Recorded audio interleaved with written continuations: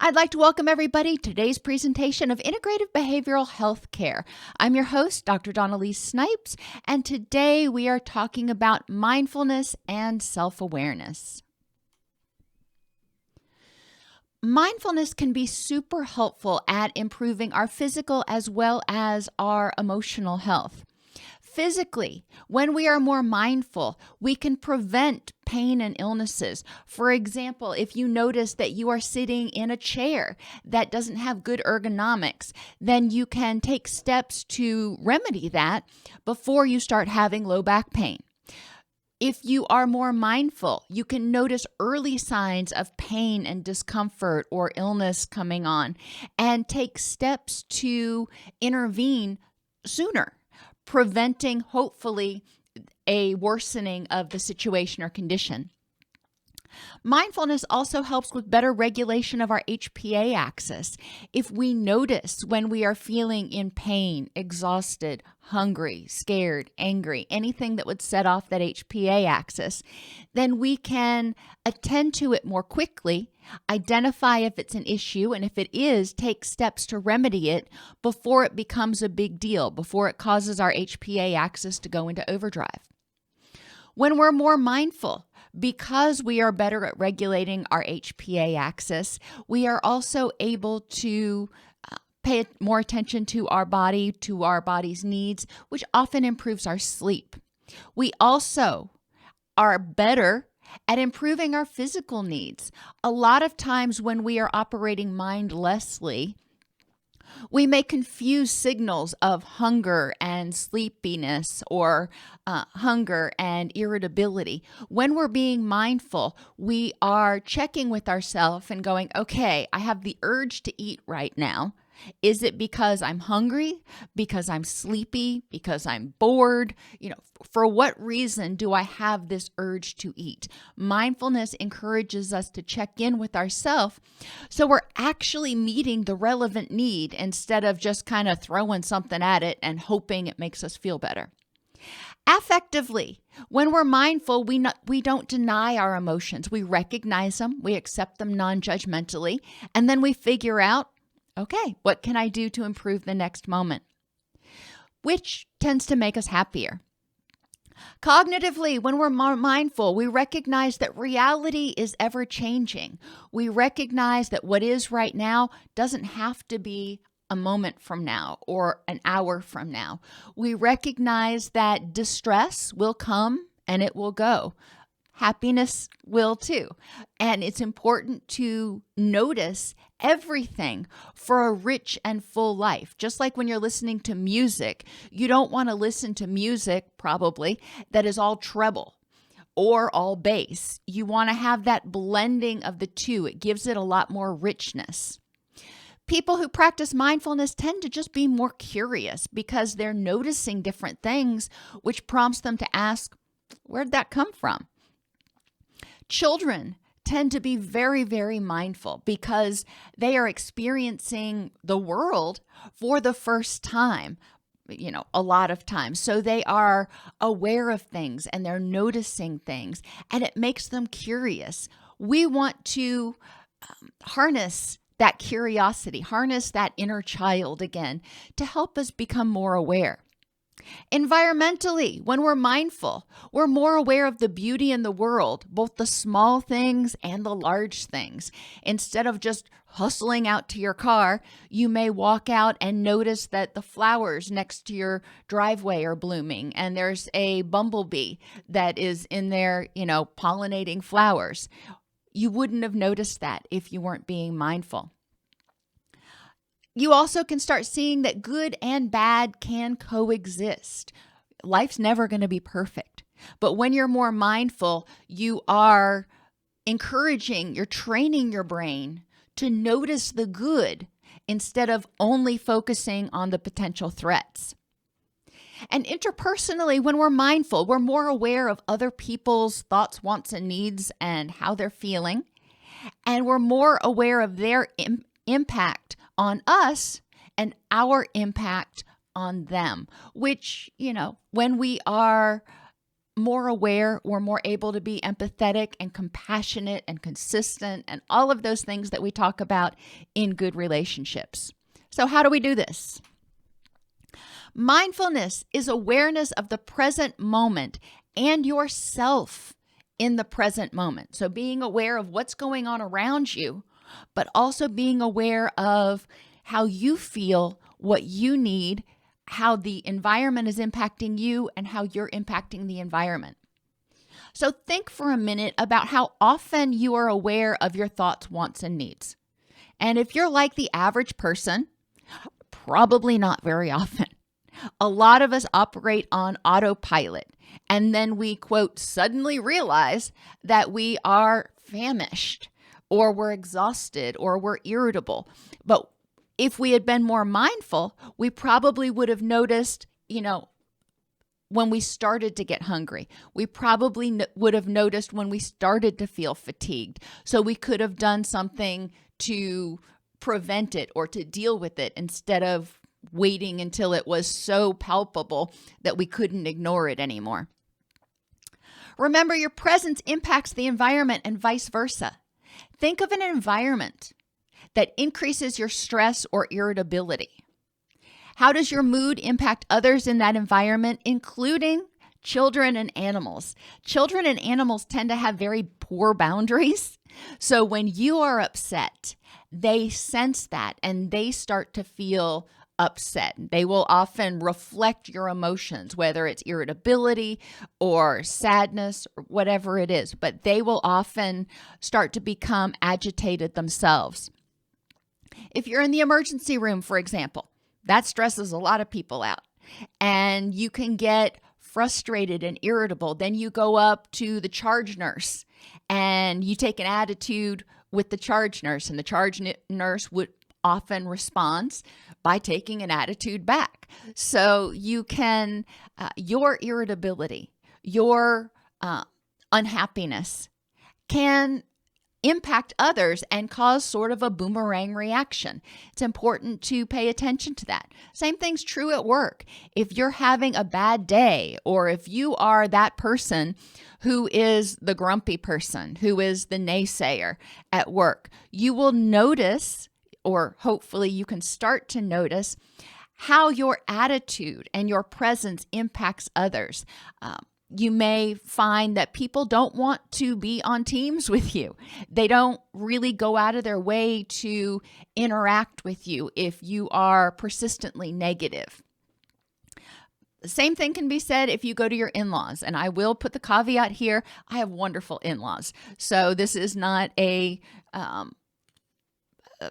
subtle hit at them. They are awesome. But some people don't get along with their in-laws. And when they go there, they feel like they're walking on eggshells. And it can create an air of tension in the environment because other people pick up on it when you don't like them. We pick up on nonverbals and verbals. And so it can create a tense dynamic. Likewise, think of an environment when you feel relaxed and comfortable.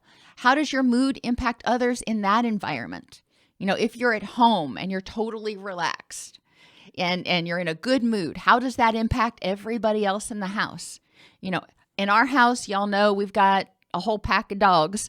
And when one of us is upset, the dogs notice, and the dogs become much more animated in their presentation because they don't like it when the humans are upset. Or when you are at a park, going on a hike, or one of my favorites is being on a boat. I love just sitting on a boat and hearing the water lap against the side of the boat as we're floating along or as we're going along. It doesn't need to be anything else, but I am completely and utterly relaxed. So I am more likely to be, receptive to other people, not defensive, those sorts of things. It's important to figure out what kinds of environments work for you, what you can do in your environment in order to set yourself up for success. So let's talk about some activities in order to start building your mindfulness. Breath awareness and heart rate awareness are both activities that can be great activities at night for you alone. Or if you've got kids, it can be a great activity for them to start training them to be more mindfully aware of themselves. At night, we want to slow our breathing. We want to slow our heart rate so we can relax and get to sleep. We want to trigger that rest and digest. With breath awareness, it's like we've talked about multiple times. You breathe in slowly for a count of 4 to 8, whatever your lungs can handle. And you notice as you're breathing in, you notice your chest and your belly expand. You notice the temperature of the air as it goes into your nose. You notice how it makes you feel. And then as you exhale, again, you notice the air leaving your body. You notice your belly starting to compress. Encouraging people to just start becoming aware of their breath. When you slow your breath, you trigger that rest and digest. So that's a good thing. And this can be something you do 2 or 3 times with kids. You can even have them tell you, what color air are you inhaling? Have them envision inhaling blue air, or have them envision inhaling air with sleepy dust in it. So they're envisioning bringing in the relaxation. Heart rate awareness is the same thing, and you can do it with a heart rate monitor, but you can do it just as easily laying in bed. When you lay on your back, if you put your hands right under your rib cage, you can feel your heartbeat. You can feel the rhythm of your heart, and just noticing how that feels, noticing it, trying to slow it down. In order to slow your heart rate, you're going to have to slow your breathing. So the two of them go hand in hand. That can be another activity that can help you relax. And if you're focused on that, if you're being mindful of your heart rate, of your breath, then your mind is going to be less likely to wander off somewhere. If it does, that's fine. Just bring it back and go, no, I'm focusing on my breath right now. Got that. Blowing bubbles is another great activity for kids or adults. And you can do it with bubble gum, but it's better to do with, bubble stuff. When you blow bubbles, if you blow them too hard, they're going to pop. If you blow them, the goal is to see how big of a bubble can you blow. And blowing bubbles, again, encourages you to be aware of your breath and slow your breathing. So that can be a very relaxing activity. You can also just take a big old breath and blow a bunch of bubbles and chase them around. And that can help you focus on having fun in the moment. If you're not worried about calming down, if you're just trying to have fun, blowing bubbles can be one of them. If you focus on trying to pop all the bubbles before they touch a surface and pop on their own. That takes your attention. You're very aware of what's going on right in front of you at the present moment. Gratitude journaling. We've talked about this one before too. Spending 20 minutes or 10 if you just can't muster 20, but preferably 20 minutes each day, focusing on what you were grateful for and what went well that day. Focusing on the positives. It doesn't mean that the negatives didn't happen, but this is a time when you are going to train your brain to notice and focus on the positive. That will allow you that 20 minutes to downregulate your HPA-Axis and downregulate your cortisol levels and all those other things. When you're finished with your 20 minutes, focus on whatever you want. But gratitude journaling encourages you to notice the positives. Remember, our brain is wired to protect us. Our brain is wired to give more emotional valence to negative things, to threats. So too often we tend to notice the threats. We're just constantly on guard. And that keeps our HPA-Axis revved. We don't notice the wonderful things. Staying present in the moment can help us notice those wonderful things. Another activity that can be really fun, you can do it on your own, you can encourage everybody in your family to do it, and then they can share it at dinner, is what I call an emotional scavenger hunt. And again, too often we don't notice our feelings throughout the day. If you asked somebody tonight at dinner, what happened today that made you feel awestruck? They may look at you like you had lost your mind. They're like, I don't know. I went to work. I came home. It's important to infuse happiness, to pay attention to life, because there are things all the time that can encourage positive emotions. So I call this an emotional scavenger hunt because each day people are supposed to find at least one thing during the day that can help them feel each one of these emotions. And sometimes the same thing may make them feel a bunch of different emotions, like seeing a rainbow may make somebody feel happy, awestruck, and curious about, maybe it's a double rainbow. How did that happen? So you can have the same thing prompt multiple emotions, but this encourages people to really notice those moments, fleeting as they may be, of happiness that were actually speckled throughout the day. Other emotions, happy, awestruck, curious, excited, compassionate, and supported or encouraged.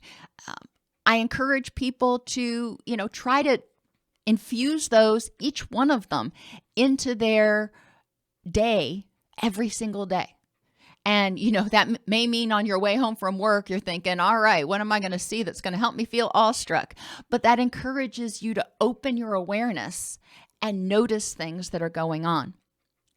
Feelings journaling. Well, if you don't experience those feelings, then the feelings journaling is going to be very frustrating because you're going to be going, well, yeah, nothing really was awe-striking today. Nothing really made me curious. This is kind of a boring activity. But if you do the emotional scavenger hunt, if you get yourself in the habit of infusing positivity into your life, then at the end of the day, you can go through and you can do feelings journaling, identifying what made you feel, what prompted the feelings of happy, awestruck, curious, excited. But you're also in feelings journaling going to notice the things that triggered feelings of sadness, irritation, anger, or anxiety. Those feelings exist too. We don't want to ignore them. And part of mindfulness is embracing all of our feelings, just like I talked about with the music, the treble and the bass. We want to embrace it all so we have a full, rich experience of life. When we start noticing what triggers us to feel dysphoric emotions, unpleasant emotions, then we can start being more mindful about addressing those things in our life. Open awareness is another activity that can be really fun to do with significant others. You can sit down and do it stationary. You can go outside, sit down for 2 to 5 minutes and notice what you see, hear, smell, feel. Or you can do it when you go on a hike and just notice these different things. And people can, when I used to do it at UF, we would go out into the quad and we would sit down. I'd have my staff, my students write down everything that they saw, heard, smelled, felt, tasted, didn't factor into that one. And then they would come inside and they would all share their lists. And it was always interesting to notice what certain people noticed and notice also what they overlooked, what they filtered out. And by having everybody list what they experienced, you got a much richer picture of what was actually going on out there. You can also do 2 minutes of open awareness, just like we were talking about, followed by 2 minutes of sight elimination. Put on a blindfold. And A lot of times in that 2 minutes of open awareness, people are bebopping along and they're noticing different things, but they're only noticing a fraction of different things. So when you eliminate one of your senses, and in this case, you put on a blindfold and eliminate sight, a lot of times you will notice smells and sounds that you hadn't paid attention to before. So you're going to do this in the same place. Start by 2 minutes, unobstructed, and then put on the blindfold and see if you become more acutely aware of more things that are in that environment. You can do a body scan, and this is one of the Mindfulness 101 activities. Preferably, I encourage my clients to do it at breakfast, lunch, and dinner, and at bedtime if they can, so 4 times a day minimum. But just scan from head to toe and ask yourself, how do I feel physically? Am I tired? Am I hungry? Am I tense? Am I in pain? Or do I feel great? How do I feel right now? Once you notice that, then you follow with the next question of what do I need to improve the next moment? Now, if you are energetic and you've got a full belly and you're relaxed and there's no pain, then great, keep doing what you're doing. But if you check in with yourself periodically, you're more likely to notice things before they become a big issue. I've shared with you guys before, I've got a bad back and I've got really bad posture. And I will periodically do a body scan and I will notice that, oh, hey, my back's starting to get twingy because I'm not sitting correctly. And I will take steps to rectify that so my back doesn't end up, becoming really painful and distracting me from my work. Body scans are great. Kids can do them. Kids can do all of these things. And when I'm talking kids, I'm talking, knee-high to a grasshopper kids. You may have to alter the words a little bit, but it can be really fun to do it with kids, especially if you can try to become mindful through their eyes and see what they see. Another activity you can do, and we used to do this back before cell phones and tablets and all those things, when there was nothing to do in the car and we were on a long car trip, you would look at the billboards and you would find the different letters of the alphabet, or you would look and you would try to count the number of red cars. There were a lot of different things that our parents used to have us do to occupy our minds so we would quit saying, when are we going to get there? And we can do this now. You can do this in the car. You can do this at home. You can do this at the park, wherever. Pick a quality. Notice all of the things. How many things can you notice that are green? Or my daughter's professor a couple semesters ago had them go through, and they all went on a walk, and they had to notice how many things that they could see that had triangles in them. And they were looking at the architecture on campus and, flowers and various other things to find triangles. And they were amazed at all of the different places that they found a triangle. And once you see something, sometimes you can't unsee it. So now she is more aware of shapes when she's walking through life. Food sensations. Notice food when you eat it, when you drink it, as if it's the first time you're tasting it. Notice what color it is, what the temperature is, what it feels like, what it looks like, what it smells like. While you're eating, especially if you're eating something like, spaghetti, there's lots of different seasonings in there. Notice what it tastes like. Unfortunately, or fortunately, depending on how you look at it, I'm one of those cooks who does a dash of this and, a handful of that. So my recipes are never exactly the same. So when I'm eating them, I'm tasting them. And if I have a particularly good day, I'm like, oh, wow. I can really taste the parsley, or I can really taste the basil in this. I like that. And noticing the seasonings and the smells that are pleasing to you can be helpful. It also helps you slow down your eating. and become more mindful of what you're eating, and can improve the experience. So, it helps you be happier instead of just wolfing down food while you're reading the news or something.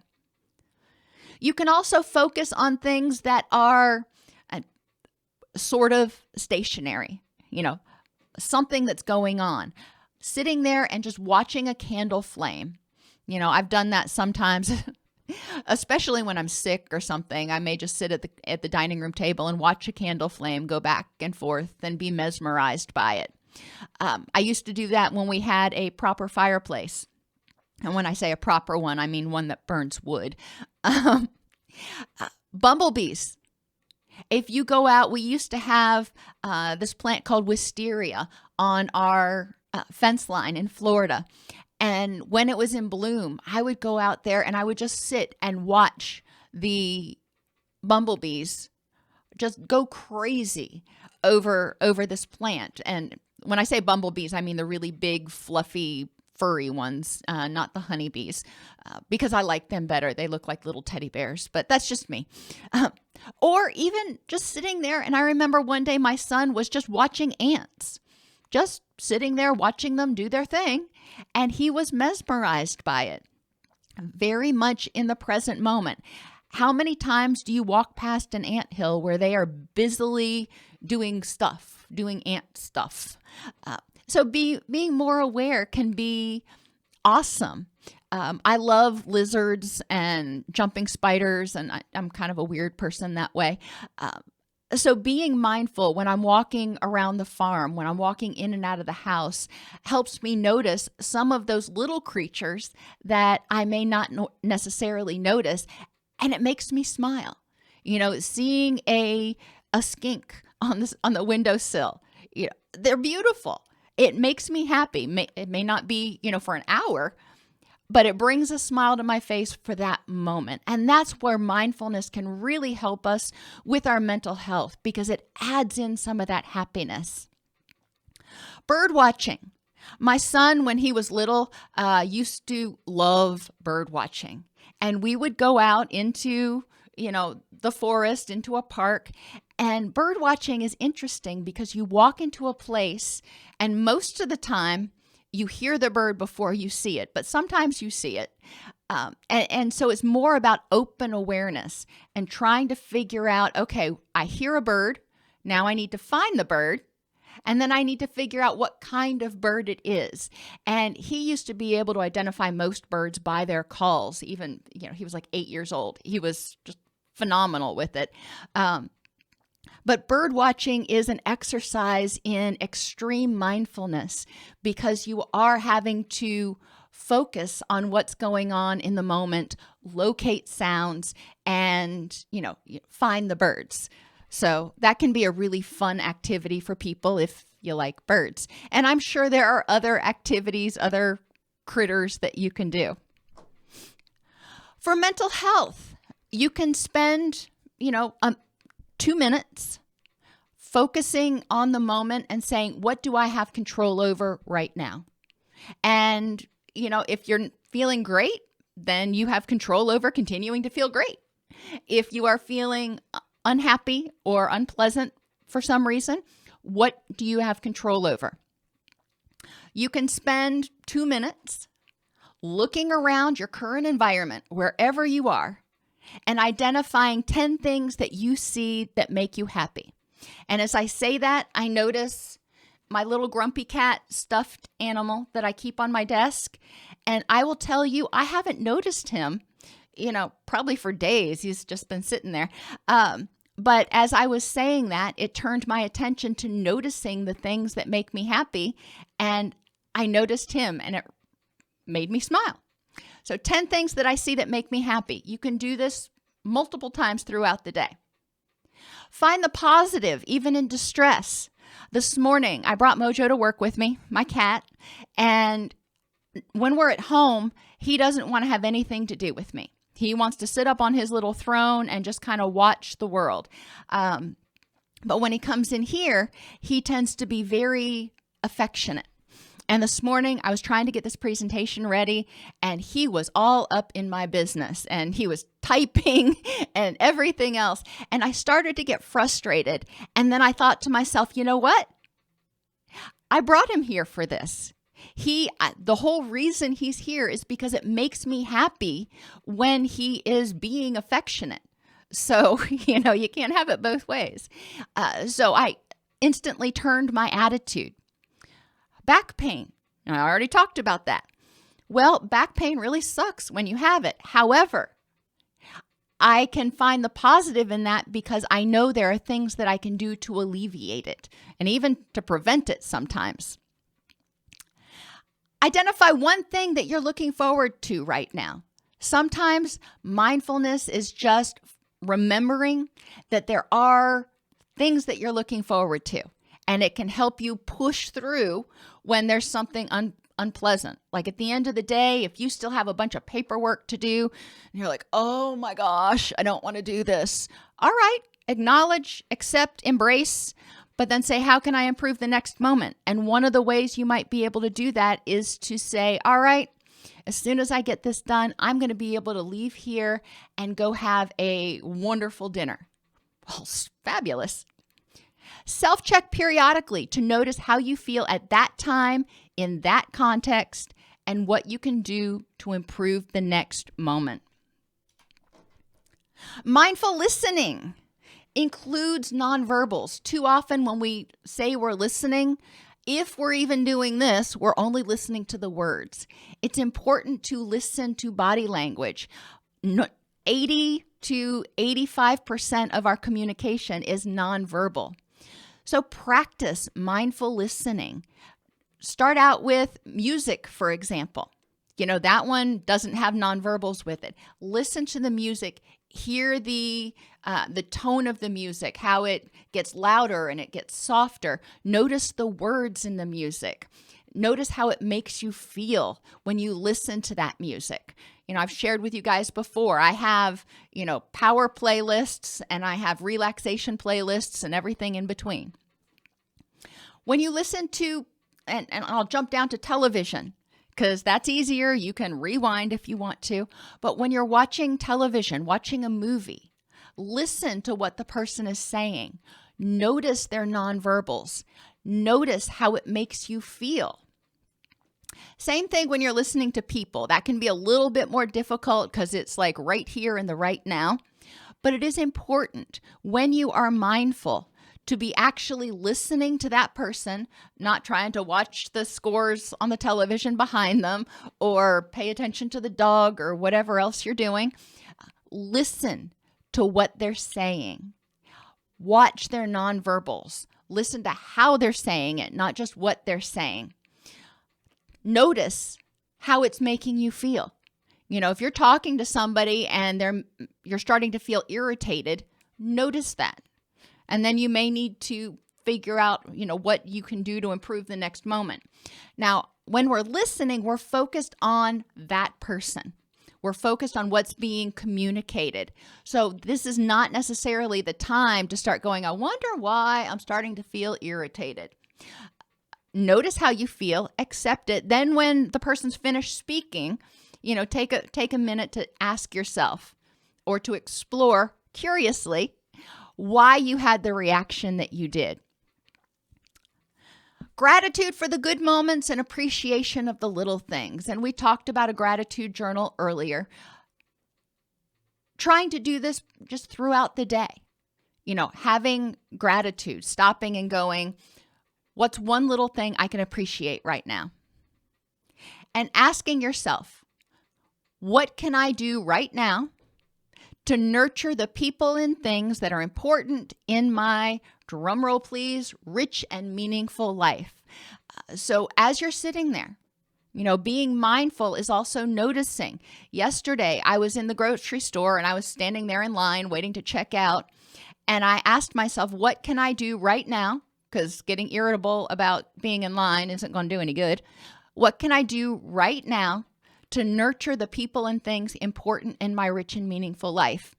And I thought to myself, well, I have a friend right now who's struggling with something. So I texted her.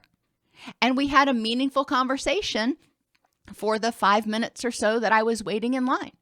So that was a good use of my energy. It made me feel better, seemed to make her feel better, and all contributed to or came from being mindful and saying, how can I best use my energy right now to nurture what's important in my rich and meaningful life?